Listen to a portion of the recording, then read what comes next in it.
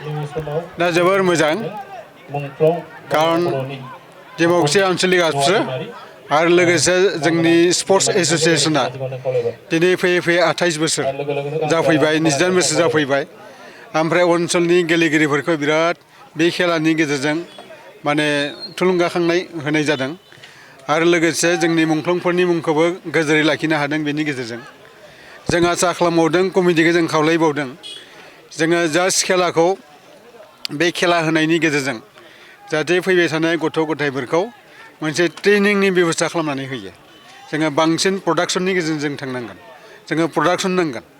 अब्लासो जोङो भबिष्यत जोङो माने मोजां गेलेगिरि जों मोननो हागोन ओंखायनो ट्रेनिं सेन्टार गेलेनायजों लोगोसे जोङो माने उन्दै उन्दै फंबाय बिनानावमोनखौ एकदम ट्रेनिं सेन्टार खुलिनांगौ ओंखायनो जोंनि बे उदालगुरि जिल्लायाव गोबां इभेन्ट्सआव जों दासिमबो मोजां रोखोमै दावगानो हायाखै ओंखायनो मोनसे सिस्टेमनि गेजेरजों थांब्ला जों दावगानो हागोन जेरै जोंहा बिराद टेलेन्ट दं बक्सिं बेयाव बिराद मोजां खालामगोन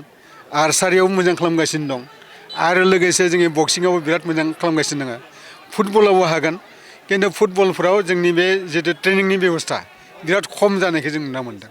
जा जोंनि खेला पार्टि दोननांगौ खिन्थु ट्रेनिंनि बेबस्थाफोरा बिराद खम जादों ओंखायनो आं खावलायदों जेनेबा मोनफ्रोमबो जोंनि स्टरनि जायफ्रानोखि गेलेनायखौ दैदेनबाय थायो जों खावलायहरदों बिथांमोना ट्रेनिंनि बेबस्था लायो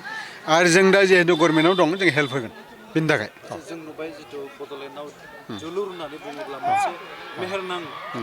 बादायलायनाय जायो नाथाय जों नुदों गोबां आफादफोरानो दिनैसिमहालागै बे मोजां इनफ्रास्ट्राक्चार गैयिनि थाखाय बेफोरबायदिखौ खुंफुंनो हायो दा बेनि थाखाय नोंथांमोननि गभर्नमेन्टआ मा इनिसिएटिभ दा जोंथ' दा बानायगासिनो दं स्टेडियाम गोबां जायगायाव जागासिनो दं दा जों कारन जोंनि संग्रामानो बेसेबांबा गोबाव थांखाबाय संग्रामनि उनाव जों दा खै बोसोर मोन्दों बेथ' 30 बोसोर जेनेबा 25 बोसोर दा बेथ' साफिसियेन्ट नङा दा ओंखायनो माखासे इनफ्रास्ट्राक्चार 25 बोसोरनि सिगाङाव नायनो थांब्ला माथो दंमोन गंसेबो स्टेडियाम गैखाया जे ओरैनो दुब्लियाव गेलेनायनिफ्राय दासो फिल्डआव फैदों नङा होमबा फुटबल गेलेनायफोरनि गतिके जोङो लोगो लोगोनो जों आसा खालामनाङा लासै लासै जोङो बेखौनो जुदि आरो 10 इयार्सनि उनाव जोंनि प्रडाक्शना जुदि मोजां जायोब्ला जोंहा आबुद्धि खालामनो गोनां मा दं दा ओंखायनो थ्रु प्लेनिंनि गेजेरजों थांब्ला जों साक्सेसफुल जागोन बेखौ जों नुहुरदों डिमाकुसि दख'रा दुलाराय बर' फरायसा आफाद आरो डिमाकुसि स्पर्ट्स एस'सिएशननि बानजायनायाव थांनाय 15 नभेम्बरनिफ्राय खुंनाय बे 28थि Bodoland games world cup football टुर्नामेन्टआ दिनै 23 नभेम्बर दिनै जोबथा एबा फाइनाल फुटबल बादायलायनाय दिनै बियो जानानै थाङो आरो दिनैनि बे फुटबल बादायलायनायाव फाइनाल फुटबल बादायनायाव मोननै गोख्रों दोलोआ बाहागो लादोंमोन अरगें एफसि डिमाकुसि आरो हरिसिङा टाउन क्लाबनि गेजेराव दिनैनि फुटबल जोबथा फुटबल बादायनाय जादोंमोन बेवहाय हरिसिङा टाउन क्लाबा 2 आरो अरगें क्लाबा गलसेयाव हरिसिङा टाउन क्लाबा देरहानो हायो बे फाइनाल गेमाव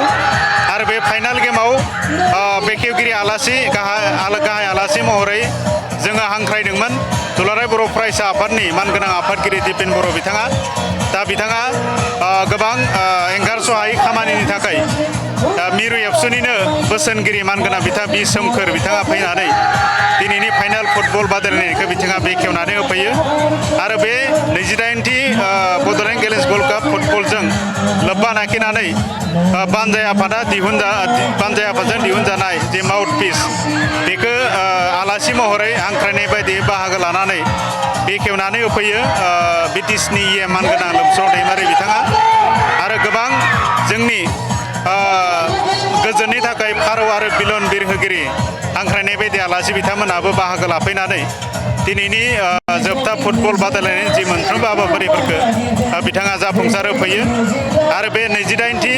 Bodoland games cup football tournament खुंनायाव जायफोर दिनै बानजाय आफादनि चेयारमेन मानगोनां बिथां गौतम शर्मा वर्किं चेयारमेन मानगोनां बिथां सनाराम बसुमतारी आरो जोंनि बानजाय आफादनि साफ्रोमबो गुबुन गुबुन बिबानगिरि मानगोनां बिथांमोनाबो मैखोमै बाहागो लानानै जोंनि बे 15 अक्ट'निफ्राय जानानै दिनै 23 अक्ट'सिम जानाय बे फुटबल बादायलायनायखौ मोजाङै खुंफुंनो थाखाय बयबो नांथाब नाजानानै खुंफुंनाय जायो आरो बे बड'लेण्ड गेलेन्स गल्ड काप फुटबल टुर्नामेन्टखौ जोंनि जायफोर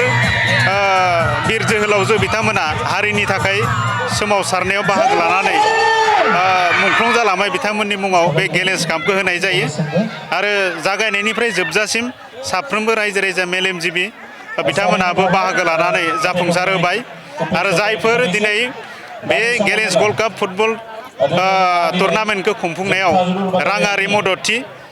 बयनिबो जायफोर दिनै बेवहाय मदद होबाय बिनि थाखाय आङो बानजाय आफादनि लिंथुमगिरि जानानै साफ्रोमनोबो आं साबायखर बावदों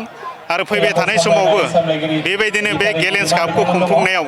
बयबो मदद आरो हेफाजाब होलांबाय थागोन आं बेखौ दिनैनि नोंथांमोननि चेनेलनि गेजेरजों आङो बयखौबो खावलायहरदों आरो जोबथारनायाव 15 अक्ट'निफ्राय जागायनानै दिनै 23 नभेम्बर अक्ट'सिम जायफोर दिनै खेलाखौ नायफैबाय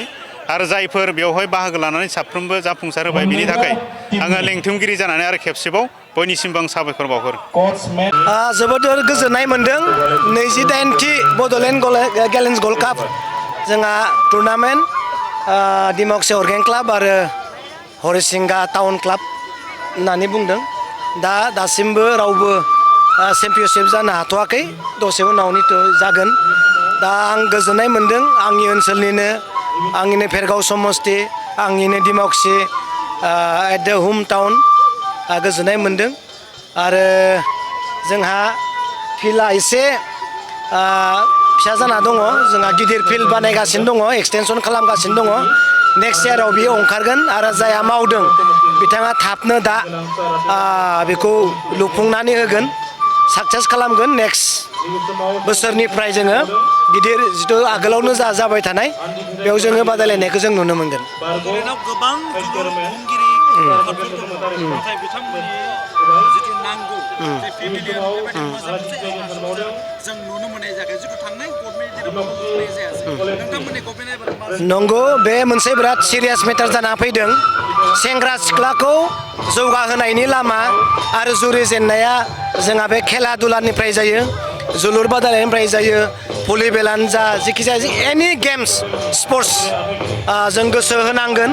आरो बिटिसि सरकारखौ जों बुंगोन जिहेतु जोंबो एसे बिटिसि सरकारजों थाफानाय हिसाबै बिसेसकै बिटिसिनि फान्ड जिथु स्पर्ट्स डिपार्टमेन्टआव आगोलाव जेसेबां होयोमोन बेनिख्रुइ बांसिन डाबल स्पर्ट्सनि फान्डखौ बारायनो थाखाय जों बुंगोन आरो बेजों गोबां इयुथ्सफोरा जड़ित जानानै दङ आरो बेजोंनो गोजौ फारसे दावगालांनायनि मोनसे स्कपखौ जों मोननो हायो बिनि